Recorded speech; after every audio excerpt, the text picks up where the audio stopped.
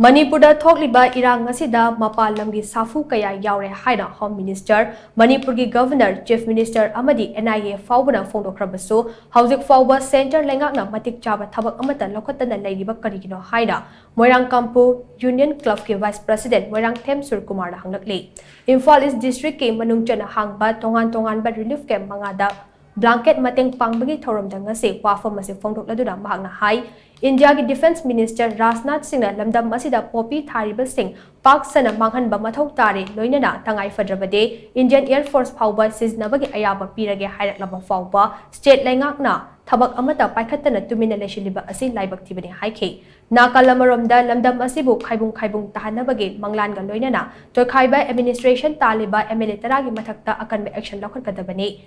Kuki narco terrorist sing marufong na muthatnabagi damak lamdam asida popi thariba sing ase marufong na manghanba tangai fade haina su mahangna phongdokhe amaromda separate administration taliba miyoi sing amadi kuki MLA tara ase faduna matik chaba action laukhatkadabani amadi Chin kuki narco terrorist marufong na muthatsi hairabade popi marufuk na muthatba tangai fade haina phongdokhe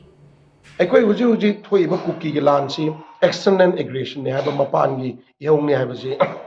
mayam loimak Home Minister Amit Shah na so parliament na haikre Chief Minister na haikre even Governor Phaoba na haikre even NIA na Phaoba proof tawkre mapan gi aggression ne do mapan gi aggression ne di hairaga confirm di tawraga mapan gi aggression ne di confirm di tor action di amata udaba Indian government gi togum thokpa state ki oiba Indian government gi togum thokpa policy habdi mapan gi action ne di force lakpa targa di India government thengna gadabani masi koina khangdra lairo pone da action di su udaba proof ti mayam ma piraba NIA na mayam na piraga aduni adani mayam piraga action di su udaba se koi karigino masi gyan ta daba adigi amana koina popi thabagi matang defense minister Rajnath na yam phajana clear cut high kre koi chopper sin abo oro plane sinerga mayam do loina